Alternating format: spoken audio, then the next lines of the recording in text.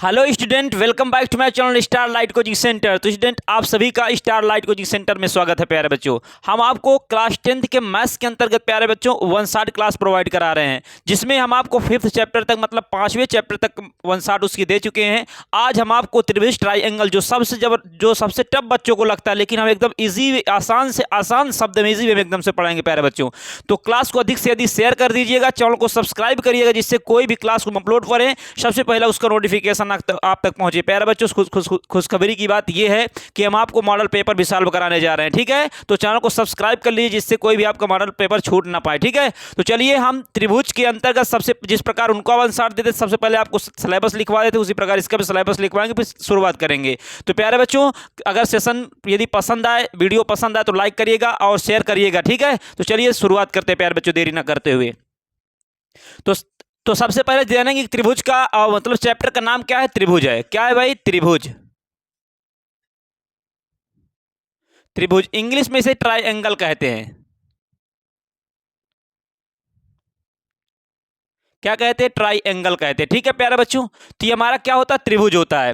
अब त्रिभुज ये हमारा जो ट्राइंगल होता है, इस अब त्रिभुज के विषय में क्या करना, बताना है। ठीक है, त्रिभुज के विषय में क्या बताना है? सबसे पहले तीन त्रिभुज क्या होता है? तीन भुजाओं से घिरी हुई आकृति को त्रिभुज कहते हैं। तीन भुजाओं से घिरी हुई आकृति को क्या कहते हैं? त्रिभुज कहते हैं। अब त्रिभुज के अंतर्गत सबसे पहले इसका हम क्या लिखवाएंगे प्यारे बच्चों? सिलेबस लिखवाएंगे। तो सिलेबस क्या है, इसमें पढ़ना क्या क्या है त्रिभुज के अंतर्गत? तो सबसे पहले देखेंगे कि पढ़ना क्या है, इसका परिचय पढ़ना। क्या पढ़ना है? परिचय। क्या पढ़ना है? परिचय। सिलेबस लिखवा रहे हैं। क्या लिखवा रहे हैं? सिलेबस। सिर्फ अब पढ़ना क्या है, तो सिलेबस के अंतर्गत प्यारे बच्चों परिचय पढ़ना किसकी? समरूप आकृतियां की।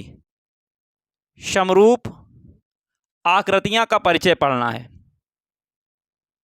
समरूप आकृतियां का परिचय। समरूप आकृतियां का परिचय और क्या पढ़ना है? और इसके बाद हमें पढ़ना है थेल्स प्रमेय, जो वेरी वेरी मोस्ट इंपॉर्टेंट है परीक्षा की दृष्टि से। थेल्स प्रमेय। थेल्स प्रमेय। थेल्स प्रमेय या फिर थेल्स प्रमेय पढ़ना है, और इसमें क्या पढ़ना है? तथा थेल्स प्रमेय का विलोम। थेल्स प्रमेय का विलोम। प्रमेय का विलोम। ओके, इसके विषय में पढ़ना है। इसके बाद तीसरा पॉइंट हमारा क्या है? ये हमारा 6.1 प्रश्नावली, ये 6.2 प्रश्नावली, 6.3 प्रश्नावली, तीनों प्रश्नावली में हमारा पढ़ा जाएगा। तो थेल्स प्रमेय, तो थेल्स प्रमेय का विलोम हो गया। इसके बाद हम पढ़ाएंगे त्रिभुज की कसौटियां। त्रिभुज की कसौटियां क्या होती हैं? एक तो हमारा क्या होता है? एंगल। एंगल एंगल होता मतलब दो त्रिभुज तभी समरूप होंगे जब उनके तीनों कोण बराबर होंगे, और यदि या तो फिर तीनों भुजाएं बराबर हो, या दो भुजा एक कोण बराबर हो। तीन कसौटियां हमारी हैं। ठीक है, क्या होगी? पहली कसौटी हमारी होगी या तो तीनों क्या हो? कोण बराबर हो। एंगल एंगल एंगल, या तो फिर साइड साइड साइड, या फिर क्या हो? Side angle side. मतलब त्रिभुज की कसौटियां समरूप दिखाने की कंडीशन क्या होती है? या तो तीनों कोण बराबर हो दो त्रिभुज में, या तो क्या हो? दो तीनों भुजाएं बराबर हो, और या तो फिर दो भुजाएं कोण बराबर हो। तो ये हमें क्या करना है? ये हमारे त्रिभुज की क्या होती है? कसौटियां। मतलब angle angle angle, side side side, और साइड एंगल साइड। प्यारे बच्चों, ये हमारी क्या होती है? कसौटियां होती हैं। ठीक है, ये हमारी समरूपता की क्या होती है? कहने का तात्पर्य हुआ कि समरूपता प्रमेय होती है। क्या होती है प्यारे बच्चों? समरूपता प्रमेय। समरूपता प्रमेय होती है। कहने का तात्पर्य हुआ समरूपता क्या होती है? प्रमेय। मतलब समरूप कैसे प्रूव करेंगे? या तो तीनों कोण बराबर दिखा दिए, तीनों भुजा, या तो फिर दो कोण एक भुजा बराबर दिखा देंगे। तो प्यारे बच्चों, ये आपका पूरा क्या है? ये आपका पूरा सिलेबस है। तो आई होप, मैं आशा करता हूं प्यारे बच्चों आपको ये सिलेबस अच्छी तरह समझ में आया होगा। और याद रखिएगा, टॉपर है, आपको टॉपर बनाएंगे प्यारे बच्चों। सेशन को दबाकर शेयर कर दीजिए। ठीक है, तो चलिए आते, सबसे पहले हम पढ़ाएंगे आपको इसका समरूप की आकृतियां पढ़ाएंगे। क्या पढ़ाएंगे? समरूप की आकृतियां। समरूप की आकृतियां में क्या पढ़ाएंगे प्यारे बच्चों? समरूप की आकृति हम समझेंगे। अब देखिए, इसको आप अच्छी तरह से लिख लीजिएगा वन शॉट, बढ़िया, जिस प्रकार आपको सजेस्ट किए हैं उसी प्रकार हर चैप्टर को कवर करना है। इसके बाद कल से हम आपको मॉडल पेपर भी सॉल्व करवा रहे हैं। ठीक है, तो चलिए आपको हम क्या पढ़ाने जा रहे हैं? अब आपको त्रिभुज की क्या पढ़ाने जा रहे हैं? त्रिभुज का परिचय के अंतर्गत समरूप की आकृतियां। अब देखिए, समरूप आकृतियां पढ़ने से पहले हमें थोड़ा कक्षा 9 में चलेंगे। क्या चलेंगे? सर्वांगक्षमता। सर्वांगक्षम आकृतियां। सर्वांगक्षम आकृतियां और समरूप आकृतियां क्या होती? ठीक है, तो देखिए भाई, समरूप आकृतियां और सर्वांगक्षम आकृतियां की कंडीशन क्या होगी? सर्वांगक्षम आकृतियां, सर्वांगक्षम सर्वांगक्षम आकृतियां और इसके बाद समरूप आकृतियां, समरूप आकृतियां, समरूप आकृतियां। ओके, सर्वांगसम आकृतियां और समरूप आकृतियां। कोई हम कहने का मतलब क्या है कि यदि कोई भी हमारी क्या दी हुई आकृति कोई दी हुई है, वो कब हमारी क्या होगी, समरूप सर्वांगसम होगी और कम समरूप होगी। उसकी क्या क्या कंडीशन होती है, चाहे वो आकृति वृत्ताकार हो, चाहे वो वर्गाकार हो, चाहे तुम्हारा ट्राइंगल त्रिभुजाकार हो। ठीक है, तो इसके बाद इसके लिए सर्वांगसम कब होगी वो आकृति, सर्वांगसम जब होगी, कब होगी, जब उसका क्या होगा, जब उसका आकार क्या हो, समान हो। जब या आकार समान हो, समान आकार कह सकते हैं, समान आकार, समान आकार व माप कहो, नाप कहो, अमाप कहो। ठीक है, तो समान आकार व माप क्या होनी चाहिए, माप या अमाप, अमाप, अमाप। समान आकार, आकार का मतलब क्या होता है, शेप होता है, और साइज का मतलब क्या होता है, अमाप होता है। ठीक है, आकार होता है, नहीं ये शेप होती है और ये क्या होती है, साइज होती है। तो समान आकार व समान आकार व अमाप क्या हो, समान हो। समान आकार, समान आकार व समान आकार मतलब कह सकते हैं समान आकार व अमाप भी क्या हो, अमाप समान हो, क्या हो, समान हो। इसमें क्या होता है, समरूप आकृति कब होगी, इसमें यह है कि समान आकार हो व अमाप भी क्या हो, अमाप, समान आकार व अमाप भी क्या हो, समान हो, अमाप भी समान हो। इसमें क्या होगा, इसमें होगा भाई समान आकार, क्या होगा, समान आकार, समान आकार व अमाप, अमाप, अमाप समान हो भी सकती है और नहीं भी हो सकती है।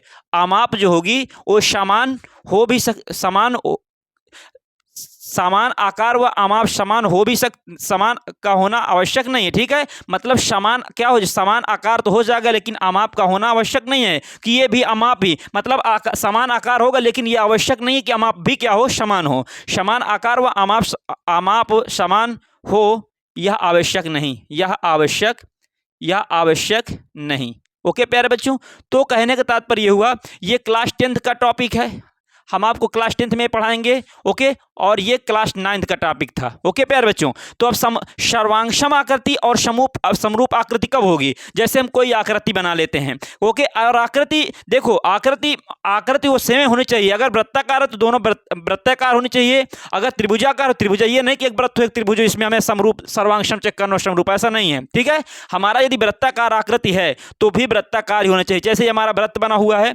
ये भी हमारा वृत्ताकार आकृति है और ये भी वृत्ताकार आकृति है, और हमारी ये भी वृत्ताकार आकृति है और ये भी हमारी क्या है, वृत्ताकार आकृति। ठीक है, तो वृत्ताकार हो गई। इसी में यदि प्यारे बच्चों अब देखा जाए तो क्या देखा जाए, या तो इसमें थोड़ा 4 पॉइंट बना लेते, इसे थोड़ा और बड़ा कर देते। ठीक, कोई दिक्कत नहीं, सही है।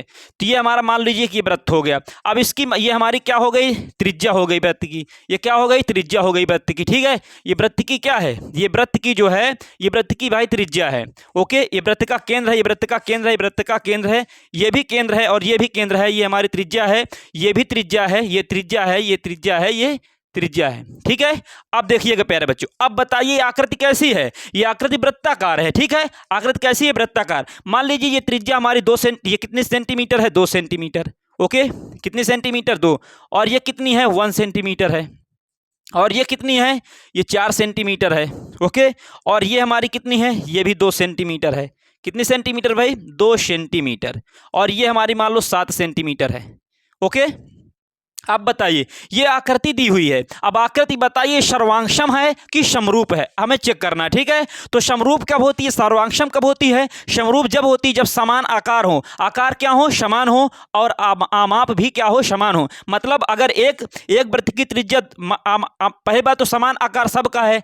अगर समरूप की कंडीशन में देखेंगे तो सब हमारे समरूप में क्या, सब वृत्ताकार है, रूप मतलब समान है। और सर्वांगसम में देखें तो इसमें भी आकार क्या है, समान है। डिफरेंस सिर्फ यहाँ है आमाप में, किसमें है, अमाप में, साइज में डिफरेंस है। अगर साइज भी सेम हो गई तो सर्वांगसम होगी, अगर साइज सेम ना हो तो समरूप होगी प्यारे बच्चों, बस इतना अंतर है। ओके, तो देखिए अब यहां पर यदि हम बात करें, क्या बात करें, यहां पर बात करें हम कि देखेंगे यहां पर क्या देखेंगे यहाँ पर, ये देखेंगे कि ये इसमें कौन कौन, ये पहला नंबर हो गया, ये दूसरा हो गया, ये तीसरा हो गया, ये चौथा नंबर हो गया और ये पांचवा नंबर हो गया। इसमें चेक करें कि कौन कौन समरूप है, कौन कौन हमारी सर्वांग सम है। तो समरूप सर्वांग, इसमें समरूप तो पूरी है, क्योंकि समान तो आकार, मतलब समान आकार हो गया। आकार कैसा, वृत्ताकार है। और अमाप क्या है, अमाप क्या, समान हो या आवश्यक नहीं, तो क्या होगा, समान माप जो हो, अमाप जो हो समान हो चाहे ना हो। तो ये क्या है, अमाप हमारी क्या हो, अमाप मतलब समान हो या ना हो, लेकिन आकार क्या है, वृत्ताकार है। तो ये हमारे पूरे सभी पांचों जो हमारे जो वृत्त दिए हुए हैं, ये सब हमारे क्या हो जाएंगी, समरूप आकृतियां होंगी।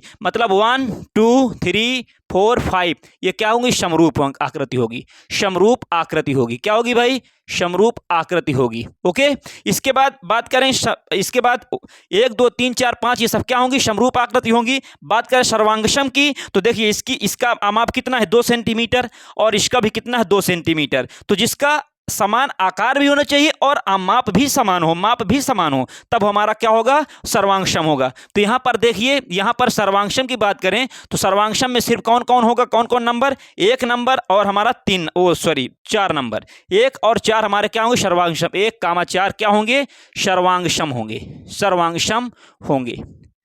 तो प्यारे बच्चों, आई होप, मैं आशा करता हूं आपको सर्वांगसम आकृति और समरूप आकृति के विषय में अच्छी तरह से कंफर्म हो गया होगा कि कैसे कोई सर्वांगसम होता है, कैसे कौन सा क्या होता है, समरूप होता है। प्यारे बच्चों, अब हम आपको अगर कहो तो एक इजाजत दो तो और एक आकृति लेकर बता दे, मान लो वर्ग लेकर बता दे, लेकिन अब याद रखिएगा इसी प्रकार चाहे वर्ग होने चाहिए सभी, चाहे हमारे त्रिभुज हो, ठीक है, सबको यही कंडीशन लगा के आपको बता देना। तो क्लास बहुत लॉन्ग हो जाएगी, चूंकि 1 शॉट, इसलिए हम आपको एक बता दिए हैं।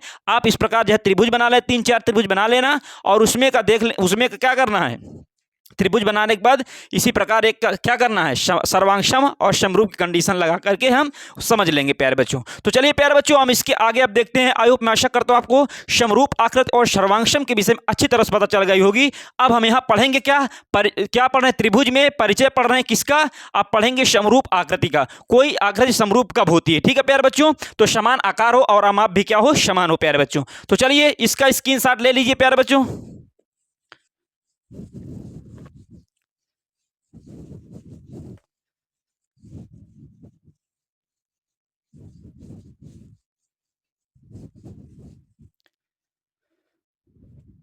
अब देखिए प्यारे बच्चों, इसमें करना क्या, अब आगे क्या है कि हम आपको बता दिए कि सर्वांगसम और समरूप की कंडीशन बता दिए। अब इसके आगे क्या करना है, भुजाओं की संख्या, भुजाओं की समान संख्या वाले दो बहुभुज समरूप होते हैं कब। मान लीजिए, कहने का तात्पर्य एक टॉपिक है, क्या टॉपिक है, भुजाओं की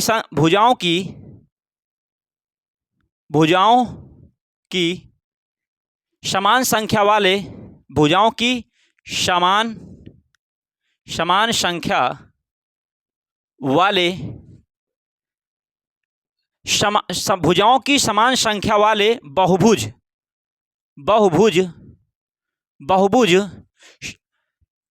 समरूप होते हैं। कब होंगे, समरूप होते हैं, समरूप होते हैं। भुजाओं की समान संख्या वाले बहुभुज समरूप होते हैं, कब होते हैं, यदि भुजाओं की समान संख्या वाले बहुभुज क्या होते हैं, समरूप होते हैं यदि, पहला पॉइंट क्या होगा, दूसरा पॉइंट, यदि उनके संगत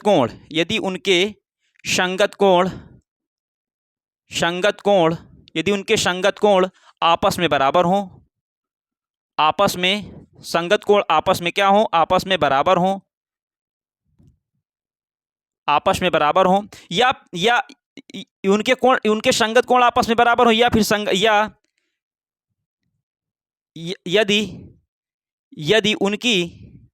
यदि उनकी संगत भुजाओं का अनुपात, यदि उनकी संगत भुजाओं का अनुपात, यदि उनकी संगत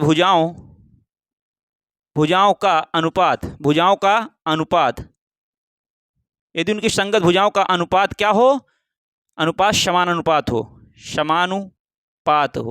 अनुपात मतलब क्या हो, समान हो, तब हमारा क्या होगा, मतलब कि वो जो बहुभुज होगा, समान संख्या वाले जो बहुभुज होंगे वो समरूप होते। कब समरूप होंगे? यदि उनके संगत कोण आपस में क्या हो, बराबर हो, तथा उनकी संगत भुजाओं का अनुपात क्या हो, समान अनुपात। मतलब उनका जो हमारा बहुभुज दिया हुआ है उनके संगत कोण बराबर हो और उनकी संगत भुजाओं के यदि अनुपात क्या हो, बराबर हो, मतलब समरूप हो, मतलब क्या हो, समान, उनका अनुपात क्या हो, समान हो। अगर एक 1/2 है तो दूसरा का 1/2, तीसरा का 1/2, मतलब चौथा भी 1/2, मतलब सभी का अनुपात क्या हो, सेम होता है। तब हम कहेंगे कि तब हम कहेंगे भुजाओं की समान संख्या वाले जो बहुभुज होते हैं, जिसमें बहुत सी भुजाएं होती हैं, तब वो हमारी क्या होंगी, समरूप होंगी। कब होंगी? जब उनके संगत कोण बराबर हो तथा उनकी संगत भुजाओं का अनुपात क्या हो, समान अनुपात हो। तो प्यारे बच्चों, मैं आशा करता हूं ये कंडीशन अच्छी तरह समझ में आई होगी। अब हम क्या करेंगे, इसका फिगर देखेंगे, फिगर कंप्लीट कर लेंगे। इसके बाद हम तुरंत आपको समझाते हैं कि कैसे इनके संगत कोण कौन कौन से होते हैं और संगत भुजाओं का अनुपात कौन कौन से बराबर होता है। चलिए प्यारे बच्चों, सबसे पहले इसका हम फिगर बनाते हैं।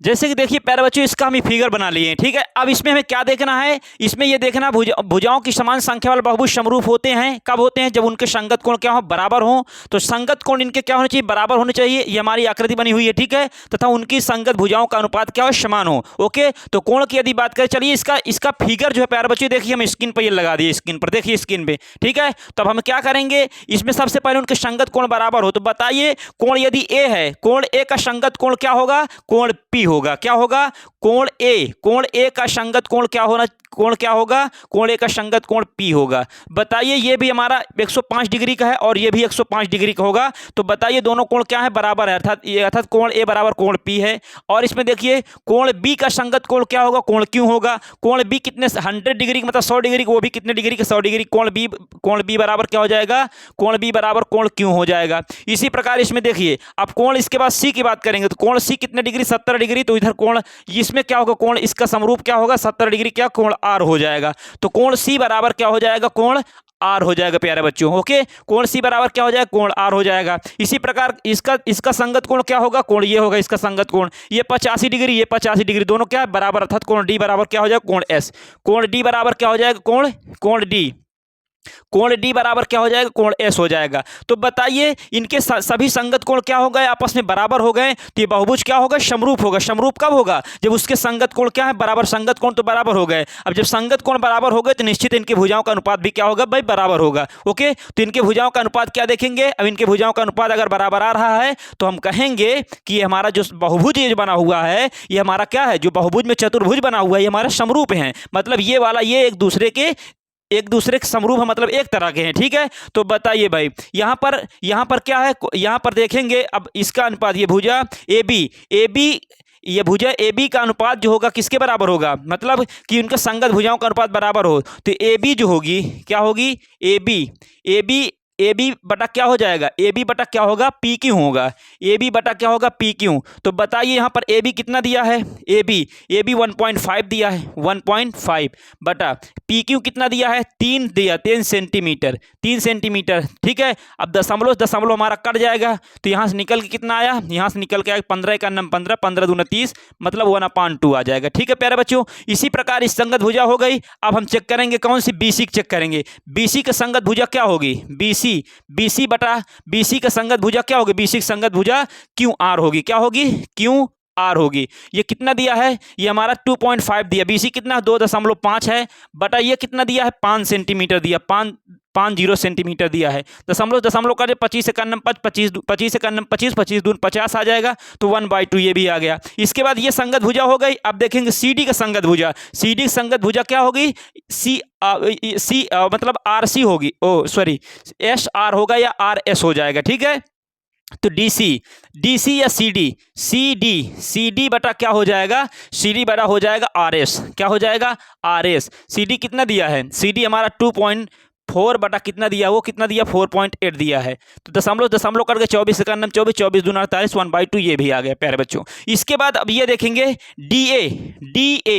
डी ए बटा क्या हो जाएगा, डी ए की संगत भुजा क्या हो जाएगी, एस पी, क्या हो जाएगी, एस पी। एस पी कितना डी, अगर ये हमारे डी ए कितना है 2.1 सेंटीमीटर है और ये कितने 4.2 सेंटीमीटर, कितना 4.2 सेंटीमीटर। इनको काटेंगे दशमलव, दशमलव कट जाएगा, 21 से करने में 21 21 दूनी 42 तो 1/2 आ गया। बताइए प्यारे बच्चों, इसमें से ये सीख मिली कि ये जो फिगर है, ये जो हमारी आकृति है, ये दोनों क्या होंगी, समरूप होंगी, क्योंकि इनके संगत कोण आपस में क्या हैं, इनके संगत कोण आपस में बराबर हैं और इनकी संगत भुजाएं भी आपस में क्या हैं, बराबर है। इस प्रकार से कोई बहुभुज कब समरूप होता है, जब उसके संगत कोण क्या हो, बराबर हो तथा उनके भुजाओं का अनुपात क्या हो, बराबर हो, तो कहेंगे ये दोनों जो आकृति बनी हुई है हमारी क्या है, समरूप है प्यारे बच्चों। तो आई होप, मैं आशा करता हूं आपको अच्छी तरह समझ में आया होगा प्यारे बच्चों। तो चलिए अब हम चलते हैं त्रिभुज की समरूपता में। त्रिभुज समरूप कब होते हैं देखते हैं प्यारे बच्चों। इसको हम रफ करते हैं, इसको हम क्या करते हैं भाई, रफ करते हैं। तो देखिए प्यारे बच्चों, त्रिभुज में समरूपता, त्रिभुज में समरूपता, समरूपता, त्रिभुज में समरूपता की यदि बात करें, त्रिभुज समरूप कब होते हैं, त्रिभुज समरूप होते हैं यदि, क्या लिखेंगे, त्रिभुज समरूप होते हैं यदि, त्रिभुज समरूप होते हैं यदि, समरूप होते हैं यदि, त्रिभुज समरूप होते हैं यदि उनके संगत कोण क्या हो, बराबर हो, यदि उनके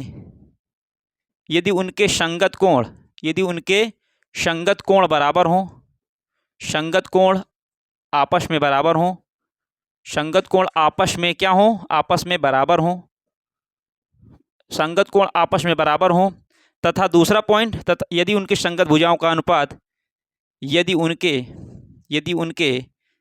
संगत भुजाओं का अनुपात, यदि उनके संगत भुजाओं का अनुपात, यदि उनके संगत भुजाओं का अनुपात, यदि उनके संगत भुजाओं का अनुपात क्या हो, समानुपात हो, समानुपात हो, समानुपात हो, तब वो क्या होते हैं, समरूप। त्रिभुज समरूप कब होते हैं, जब उनके संगत कोण आपस में क्या हो, बराबर हो, तथा उनके संगत भुजाओं का अनुपात क्या, समानुपात हो। कैसे, जैसे हमारा त्रिभुज एक ये दे दिया, एक त्रिभुज हमारा क्या है, एक त्रिभुज हमारा ये हो गया और एक त्रिभुज हमारा क्या हो गया, ये हो गया। ठीक है भाई, ये त्रिभुज मान लेते हैं हमारा ए बी सी है और ये त्रिभुज हमारा पी क्यू क्या है, आर है। ओके, ये दो त्रिभुज दिए हुए हैं, ये समरूप कब होंगे, जब इनके संगत कोण क्या होंगे, जब इनके संगत कोण आपस में बराबर होंगे। तो बताइए भाई, यहां से यदि हम बात करें, यहां से कोण ए का संगत कोण क्या होगा, कोण ए का संगत कोण क्या होगा, कोण ए का संगत कोण कोण पी होगा। ओके, और कोण बी का संगत कोण क्या होगा, कोण बी का संगत कोण हमारा कोण क्यू होगा, कोण क्यू होगा। अब कोण सी का संगत कोण क्या होगा, कोण सी का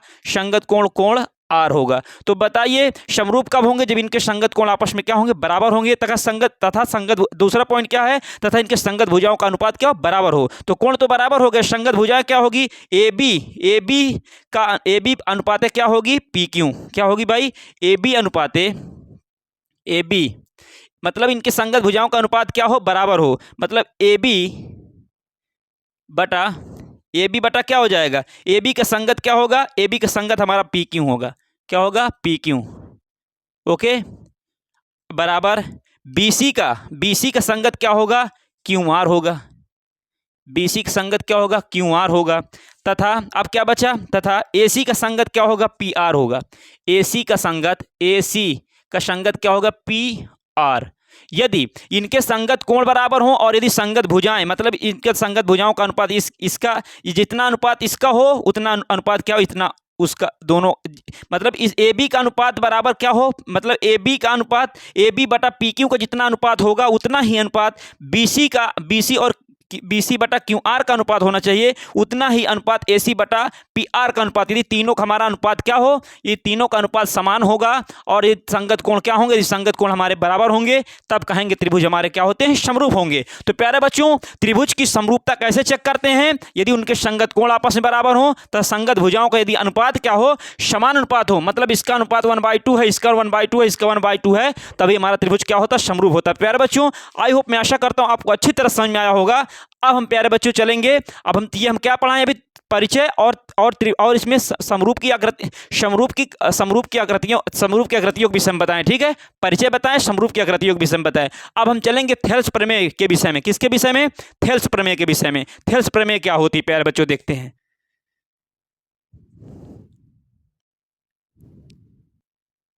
देखिए प्यारे बच्चों, थेल्स प्रमेय से पहले हम थोड़ा और कुछ इसके भी समझान देते हैं कि मतलब त्रिभुज समरूप होते, त्रिभुज क्या होंगे? समरूप होंगे। ये संगत कोण बराबर हो गए, संगत भुजाओं का अनुपात बराबर हो गया, तो अब ये क्या होंगे? समरूप होंगे। तो समरूप की कंडीशन में क्या लिखेंगे? अतः त्रिभुज ए बी सी क्या होंगे? त्रिभुज ए बी सी समरूप होंगे। किसके? त्रिभुज ए बी सी समरूप होगा प्यारे बच्चों। चलिए प्यारे बच्चों, कम दिख रहा होगा, हम इधर लिखे दे रहे हैं। ठीक है, हम और इधर लिखे दे रहे हैं। अतः त्रिभुज ए बी सी समरूप होगा। किसके? त्रिभुज ए बी समरूप होगा पी क्यू आर के। त्रिभुज पी क्यू आर के। तो प्यारे बच्चों, त्रिभुज कब समरूप होता है? जब उसके संगत कोण बराबर हो, संगत भुजाओं का अनुपात बराबर होगा। इसलिए त्रिभुज जो होगा एबीसी हमारा, वो सर्वांगसम किसके होगा? त्रिभुज एबीसी सर्वांगसम होगा। त्रिभुज त्रिभुज एबीसी सर्वांगसम होगा त्रिभुज पी क्यू आर के। तो प्यारे बच्चों, अब हम चलते हैं थेल्स प्रमेय के विषय में और अच्छी तरह से बताते हैं, जो आपको बहुत टफ लगती होगी, एकदम इजी वे में पढ़ाएंगे प्यारे बच्चों। तो देखिए प्यारे बच्चों, इसमें प्रमेय नंबर 1 में क्या है? थेल्स प्रमेय। क्या होती है थेल्स प्रमेय? या फिर आधारभूत समानुपातिकता प्रमेय। ओके, आधारभूत समानुपातिकता प्रमेय या फिर थेल्स प्रमेय होती क्या है? यदि किसी त्रिभुज की एक भुजा के समांतर अन्य दो भुजाओं को अन्य बिंदुओं पर प्रतिच्छेद करने के लिए एक ऐसी रेखा खींची जाए जो ये अन्य दो भुजाएं एक ही अनुपात में क्या करें? विभाजित हो जाती हैं। आप स्क्रीन पर देखिए प्यारे बच्चों, ये जो क्वेश्चन है आप स्क्रीन पर देख लीजिए। चलिए इसका सबसे पहले हम फिगर बनाते हैं। क्या बनाते हैं? फिगर के लिए क्या कह रहा है? देखिए भाई, यदि किसी त्रिभुज की, तो हम कोई त्रिभुज बनाएंगे। क्या बनाएंगे? कोई हम त्रिभुज बनाएंगे भाई। सबसे पहले हम कोई ना कोई एक त्रिभुज बनाएंगे। तो मान लीजिए कि हमारा एक ही त्रिभुज हमारा ये बन रहा है भाई। त्रिभुज हमारा क्या है? ये है, ये हमारा त्रिभुज है।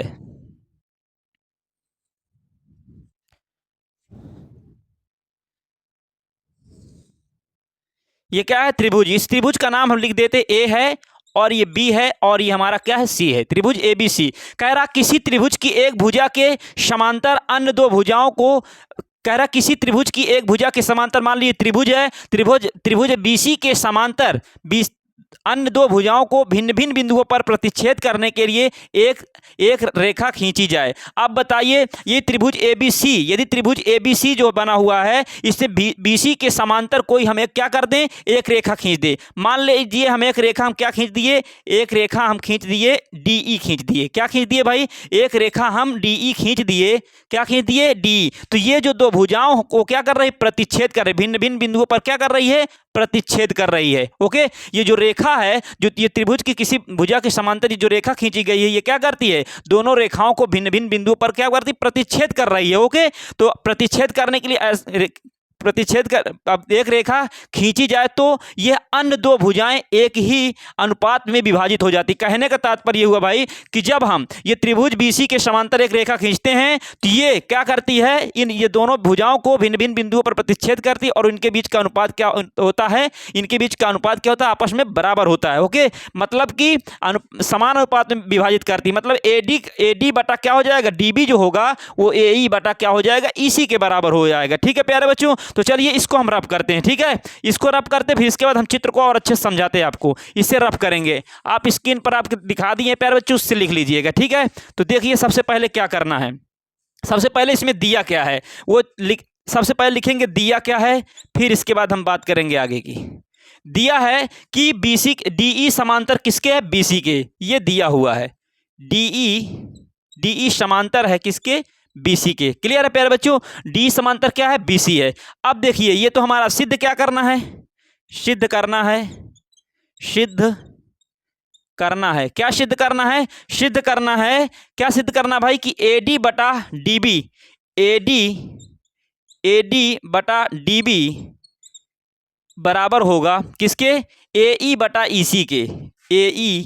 एई बटा EC के। ये हमें क्या करना, सिद्ध करना है। अब बताइए, अगर ये हमें सिद्ध करके लाना है तो हमें कुछ ना कुछ क्या करना पड़ेगा भाई, रचना करना पड़ेगा। क्या हेडिंग लगाएंगे, रचना। क्या करना पड़ेगा, रचना करना पड़ेगा। अब बताओ, हमें कुछ ना कुछ क्या करना पड़ेगा, रचना करना पड़ेगा। तो रचना के लिए क्या करेंगे भाई, लिखेंगे कि बिंदु डी के सम्मुख, क्या लिखेंगे रचना में, बिंदु डी के सम्मुख भुजा, बिंदु डी के सम्मुख भुजा, ये बिंदु डी है, इसके सम्मुख भुजा हमारी क्या होगी, ये होगी। इसके सम्मुख भुजा हम क्या, बिंदु डी के सम्मुख भुजा AE पर एक लंब DN डाला।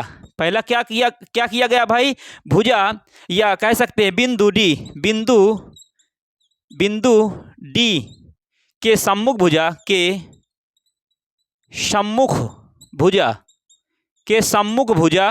सम्मुख भुजा क्या, AE पर, सम्मुख भुजा AE पर DN लंब डाला गया, DN लंब डाला गया। फिर इसके बाद क्या हुआ, तथा बिंदु E से सम्मुख भुजा, लिखेंगे तथा बिंदु E से सम्मुख भुजा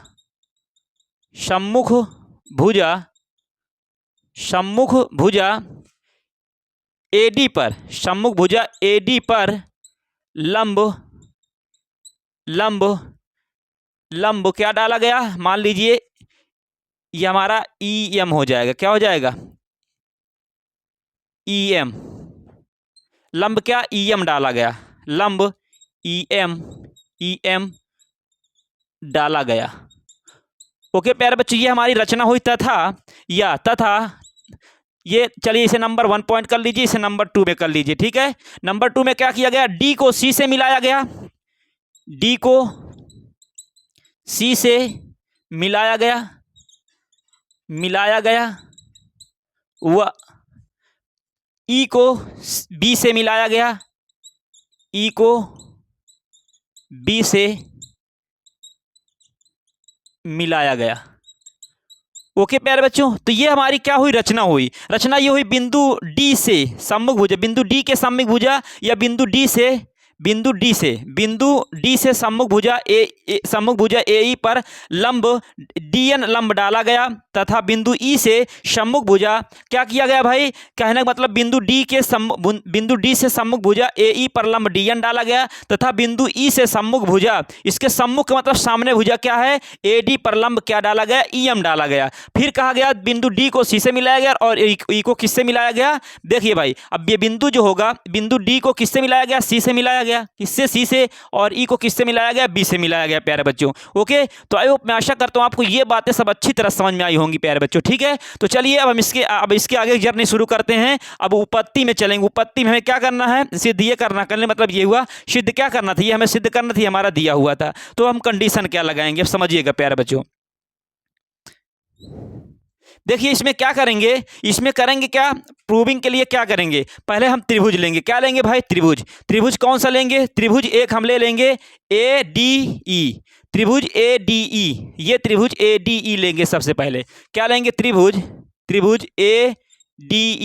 ADE का क्षेत्रफल, त्रिभुज ADE का क्षेत्रफल क्या होता है, 1/2 त्रिभुज ADE का क्षेत्रफल 1/2 आधार गुणे ऊंचाई, आधार गुणे ऊंचाई क्या होगा, आधार गुणे ऊंचाई। त्रिभुज ADE का क्षेत्रफल आधार गुणे ऊंचाई होगा, तो 1/2। अब आधार क्या होगा इसका, आधार याद रखिएगा, दो कंडीशन, यदि कोई ऐसे त्रिभुज बना हुआ है तो त्रिभुज मान लो ये A है, ये B है, ये C है। ओके, यदि इस पर क्या किया गया, लंब डाला गया, ये भुजा पर लंब डाला गया, तो ये जो लंब होता है ये त्रिभुज की ऊंचाई कहलाती है, और जिस पर ये लंब डाला गया 90 डिग्री कोण बनाया, ये आधार कहलाता है। ओके, और यदि हमारा ये न्यून कोण की बात हो गई, यदि हमारा कोई त्रिभुज कैसा हो, यदि कोई हमारा त्रिभुज कुछ मतलब अधिक कोण का त्रिभुज हो, अधिक कोण का त्रिभुज, तो इस पर कैसे लंब डालते हैं, इस पर ये बाहर लंब डाला जाता है। ठीक है, तो ये हमारा जो होगा ये लंब का काम करेगा और ये हमारा किसका काम करेगा, और ये आधार का काम करेगा। ठीक है प्यारे बच्चों, ये अधिक कोण के लिए और ये हमारा न्यून कोण के लिए है। तो आई होप मैं आशा करता हूँ आपको अच्छी तरह से समझ बात आई होगी प्यारे बच्चों। ठीक है,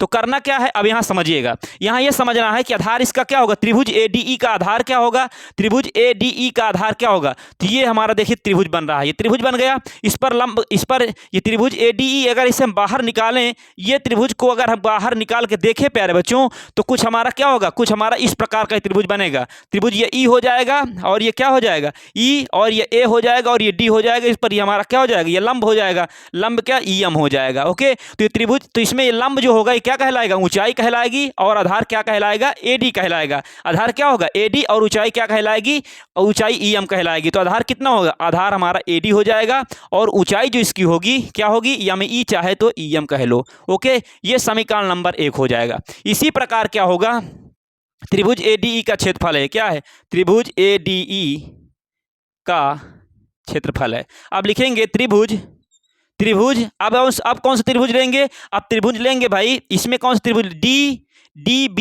या सॉरी DEB में त्रिभुज DEB का क्षेत्रफल बराबर, 1/2 आधार गुणे ऊंचाई। क्या होता है, आधार गुणे ऊंचाई, आधार गुणे क्या होगा, ऊंचाई। तो बताओ भाई 1/2 आधार क्या होगा इसका। अब इसके लिए बात करें, यदि ये हम त्रिभुज की बात करें, ये त्रिभुज की, ओके, ये त्रिभुज हमारा कुछ दिख रहा है, इसे ऐसे करेंगे तो एक त्रिभुज कैसे दिखेगा, अधिक कोण की तरह दिखेगा। कैसे दिखेगा, अधिक कोण की तरह दिखेगा। तो इसे हम थोड़ा बाहर बना के दिखाते हैं आपको, कुछ ये ऐसे बनेगा, ये कुछ ऐसे बनेगा त्रिभुज। ओके, ये हमारा क्या हो जाएगा, D हो जाएगा, और ये हमारा D हो जाएगा, और ये B हो जाएगा, और ये हमारा E हो जाएगा ना। अब इसे हम इसमें रचना कर लें, ये हमारा इस प्रकार कर ले, मतलब ये जो रचना की है ये वाला, ये जो दिख रहा है, मतलब ये हमारा क्या लंब का काम करेगा। ये त्रिभुज हमारा ऐसे है, ओके, तो ये हमारा किसका काम करेगा, लंब का काम करेगा। तो ये ऊंचाई हो जाएगी और ये क्या हो जाएगा, आधार हो जाएगा। BD क्या हो जाएगा, आधार हो जाएगा, और हमारा EM जो होगा, EM प्यारे बच्चों, ये हमारे क्या कहलाएगी, EM जो हमारी होगी, ये हमारा आधार क्या कहलाएगा, आधार इसमें हमारा जो होगा वो क्या हो जाएगा, आधार हमारा BD हो जाएगा, आधार BD हो जाएगा, और जो लंब होगा वो लंब EM कहलाएगा। आधार क्या हो जाएगा, BD हो जाएगा, और जो ऊंचाई मतलब लंब क्या हो जाएगी, EM हो जाएगा। क्या हो जाएगा, EM। ये समीकरण नंबर 2 हो जाएगा। अब समीकरण 1 का समीकरण 2 में क्या करवा देंगे, भाग करवा देंगे। क्या कराएंगे भाई, समीकरण 1 भागे समीकरण 2, समीकरण 1 भागे समीकरण क्या कराएंगे, 2 करवाएंगे। जब भाग करवा देंगे तो ये क्या हो जाएगा, त्रिभुज ADE त्रिभुज ADE का क्षेत्रफल, त्रिभुज ADE का क्षेत्रफल क्या हो जाएगा, त्रिभुज DEB का क्षेत्रफल, DEB का क्षेत्रफल हो जाएगा। ओके, ये किसके बराबर हो जाएगा, ये 1/2 हो जाएगा, इंटू AD इंटू क्या हो जाएगा, EM हो जाएगा। ओके, फिर बटा क्या हो जाएगा, 1/2 हो जाएगा, इंटू ये हमारा BD हो जाएगा, इंटू ये क्या हो जाएगा, EM हो जाएगा। क्या हो जाएगा, EM। तो इससे ये कट जाएगा, EM से EM ये कट जाएगा, तो यहाँ से निकल कितना आ जाएगा, AD बटा कितना आ जाएगा, AD बटा BD आ जाएगा। AD बटा क्या आ जाएगा, BD। ये है क्या, त्रिभुज ADE का क्षेत्रफल बटा क्या हो जाएगा, त्रिभुज क्या हो जाएगा भाई, त्रिभुज DEB का क्षेत्रफल। ओके प्यारे बच्चों, तो ये हमारा समीकरण नंबर 3 बन जाएगा। तो आई होप मैं आशा करता हूँ प्यारे बच्चों आपको यहाँ तक अच्छी तरह समझ में आया होगा। ठीक है, तो आप क्या करिए, अब भाई आप इसका स्क्रीनशॉट ले लीजिए, बहुत बड़ा है, कैसे क्या किया जाए इसे मेट, अब इसे हमें मेटना पड़ेगा, फिगर मेट देंगे तब आपको समझने में प्रॉब्लम हो जाएगी। तो चलिए ऊपर करते हैं। अच्छा ठीक है, ऊपर जगह है, ऊपर करते हैं, इसे हम रब कर देते हैं। ठीक है, ऊपर करते हैं भाई, ऊपर करने से बन जाएगा, कुछ ना कुछ सिस्टम बनेगा। ठीक है, तो अब क्या करेंगे, ये समीकरण 3 तक हो गया, ये समीकरण 3। अब आगे कंडीशन देखेंगे, हम 2 त्रिभुज और लेंगे। 2 त्रिभुज कौन लेंगे भाई, 2 त्रिभुज अब इसमें हम ले लेंगे प्यारे बच्चों। एक त्रिभुज तो हमारा ADE हो जाएगा, एक त्रिभुज DEC की कंडीशन लगा देंगे। ठीक है, एक त्रिभुज वो हो जाएगा, एक त्रिभुज क्या हो जाएगा, ये हो जाएगा प्यारे बच्चों। तो चलिए इसको हम क्या करते हैं, अब अगला त्रिभुज लेकर के हम क्या करते हैं, सॉल्व करते हैं। तो चलिए प्यारे बच्चों, अब इसका हम त्रिभुज क्या लेते हैं, दूसरा त्रिभुज लेंगे। कौन सा त्रिभुज लेंगे, त्रिभुज ADE, फिर लेंगे त्रिभुज ADE। ओके, त्रिभुज ADE का क्षेत्रफल, त्रिभुज ADE का क्षेत्रफल में क्या होगा, 1/2 आधार गुणे क्या होता है, ऊंचाई, आधार गुणे ऊंचाई। आधार गुणे क्या होगा, ऊंचाई। तो बताइए 1/2 हो गया। आधार क्या होगा, ये त्रिभुज AD में अवलंब क्या, बिंदु D के सम्मुख भुजा जो हम AE पर लंब DN डाले हैं, अब लंब की कंडीशन ये वाली लेंगे, ये वाली नहीं, ये वाली लेंगे। तो त्रिभुज AD में क्या हो, त्रिभुज ADE में लंब क्या बनेगा, लंब हमारा DN हो जाएगा, आधार क्या हो जाएगा, AE हो जाएगा। ओके, आधार क्या होगा, आधार हमारा AE हो जाएगा और लंब मतलब ऊंचाई क्या हो जाएगी, DN हो जाएगी। प्यारे बच्चों क्या हो जाएगी, DN हो जाएगी। तो ये हमारा क्या है, त्रिभुज ADE का क्षेत्रफल, triangle of ADE। Okay, 1/2 AE into DN हो जाएगा। ये हमारा समीकरण 3 था, ये समीकरण नंबर 4 हो जाएगा। क्लियर है। अब इसके बाद हम क्या लेंगे, त्रिभुज, लिखिए त्रिभुज क्या लेंगे, DE।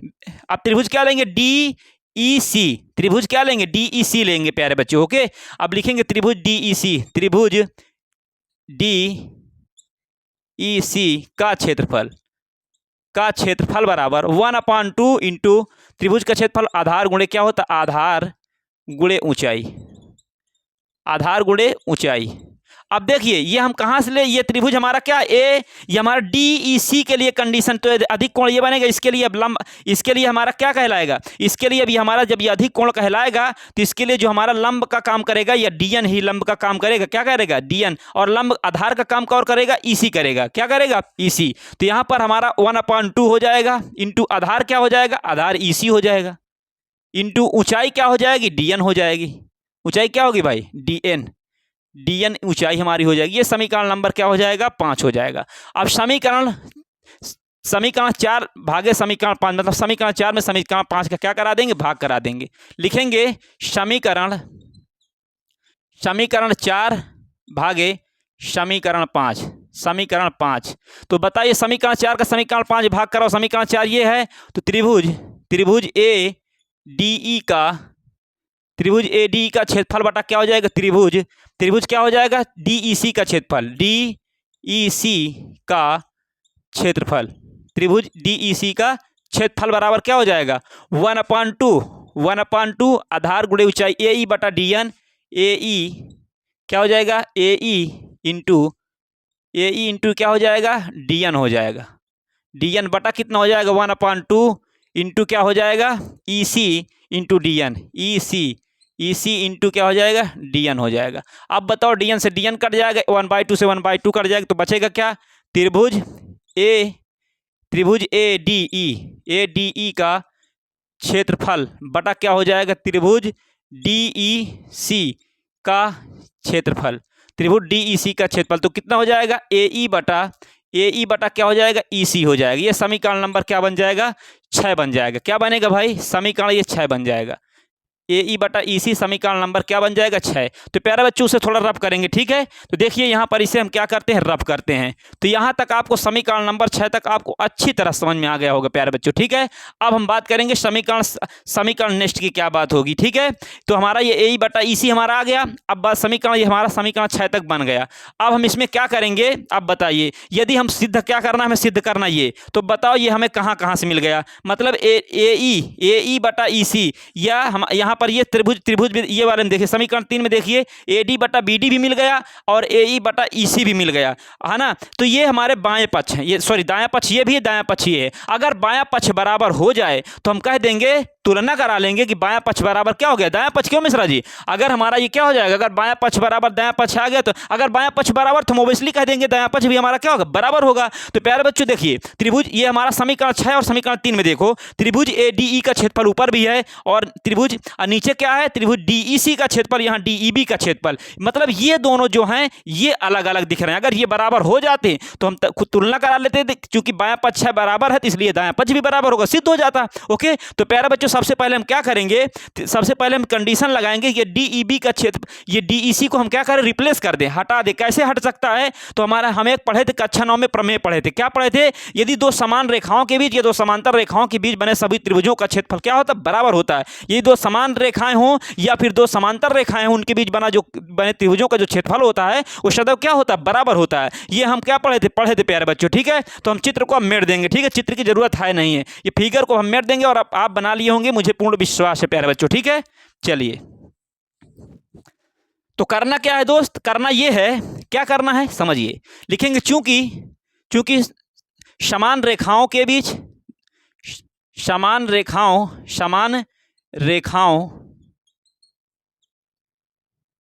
रेखाओं व या फिर या समांतर रेखाओं या समांतर रेखाओं के बीच बने त्रिभुजों का क्षेत्रफल बराबर होता है। क्या होता है? बराबर होता है। अब बताओ, जब बराबर होता है प्यारे बच्चों, जब त्रिभुजों का क्षेत्रफल क्या होता है? जब त्रिभुजों का क्षेत्रफल बराबर होगा तो इसलिए क्या हो जाएगा? DEB का क्षेत्रफल बराबर त्रिभुज DEB का क्षेत्रफल बराबर त्रिभुज DEC का क्षेत्रफल। DEC का क्षेत्रफल, त्रिभुज DEC का क्षेत्रफल बराबर होगा। और थोड़ा इधर से लिखते हैं, ठीक है दोस्त, नहीं तो आएगा नहीं। त्रिभुज DEB का क्षेत्रफल बराबर त्रिभुज DEC का क्षेत्रफल होगा। अब बताओ, ये दोनों बराबर, इसलिए क्या करेंगे? समीकरण 6 में ये हमारा क्या हो जाएगा? समीकरण 7, इसे मान लो ये हमारा क्या हो गया? समीकरण 7। समीकरण 7 से लिखिए, समीकरण 7 से DEC का क्षेत्रफल रखने पर DEC, समीकरण 7 से त्रिभुज DEC का क्षेत्रफल समीकरण 6 में रखने पर, समीकरण 6 में रखने पर रखिए भाई, 6 में रखिए। यहाँ पर रखेंगे तो क्या हो जाएगा? यहाँ पर ये बनेगा क्या? त्रिभुज ADE का क्षेत्रफल बटा क्या हो जाएगा? त्रिभुज। अब DEC का क्षेत्रफल के स्थान पर कितना रख देंगे? DEB का क्षेत्रफल। त्रिभुज DEB का क्षेत्रफल बराबर कितना हो जाएगा? AE बटा EC हो जाएगा। AE बटा क्या हो जाएगा? EC हो जाएगा। तो ये हमारा समीकरण नंबर क्या बन गया? 8 बन गया। अब क्या करा देंगे? समीकरण 3 और समीकरण 8 की तुलना करने पर, क्यों मिश्रा जी? प्रूव हो गया भाई। यहाँ पर क्या कर देंगे? समीकरण 3 व 8 की तुलना करने पर अब तुलना कराएंगे, चूंकि बायां पक्ष ये दोनों बायां पक्ष बराबर, तो दायां पक्ष भी बराबर हो जाएंगे। इसलिए क्या हो जाएगा? AD बटा BD बराबर क्या हो जाएगा? AE बटा क्या हो जाएगा? EC के। तो यही हमें क्या करना था? प्रूफ करना था। Hence proof. तो आई होप, मैं आशा करता हूं प्यारे बच्चों आपको ये अच्छी तरह से प्रमेय आई होगी प्यारे बच्चों समझ में, क्योंकि ये एग्जाम में आती 5 नंबर की आती है। कितने नंबर की? 5। इसके बाद एक और है थेल्स प्रमेय का विलोम। इसका मतलब विलोम होगा, उसमें क्या होगा? ये हमारा दिया रहेगा, ये हमसे सिद्ध करवाएगा। तो आई होप, मैं आशा करता हूं प्यारे बच्चों आपको थेल्स प्रमेय अच्छी तरह से कैसे प्रूव करना अच्छी तरह समझ में आया होगा प्यारे बच्चों। आई होप, मैं आशा करता हूं। और सेशन को अधिक से अधिक शेयर कर दीजिएगा, चैनल को सब्सक्राइब करिएगा, जिससे किसी भी क्लास को हम अपलोड करें सबसे पहले उसका नोटिफिकेशन आप तक पहुंचे। तो प्यारे बच्चों, हम कल से आपको मॉडल पेपर भी सॉल्व कराएंगे, ठीक है, मैथ्स के। तो चलिए प्यारे बच्चों, मिलते हैं नई वीडियो में। और प्यारे बच्चों, इसका भी जो और ये हमारा पार्ट 1 है, इसके बाद इसका पार्ट 2 और देंगे, ठीक है, क्योंकि ये वीडियो बहुत लॉन्ग हो जाएगी, ठीक है। तो इसको हम चलिए पार्ट 2 में और इसका विलोम जो थेल्स प्रमेय का जो विलोम उसे भी बता देंगे, और इसके बाद और इसके जो सवाल उसे भी सॉल्व करा देंगे प्यारे बच्चों। तो चलिए मिलते हैं नेक्स्ट वीडियो में, नेक्स्ट सेशन में प्यारे बच्चों। चलिए, thanks for watching this video, love you, take care, bye bye प्यारे बच्चों।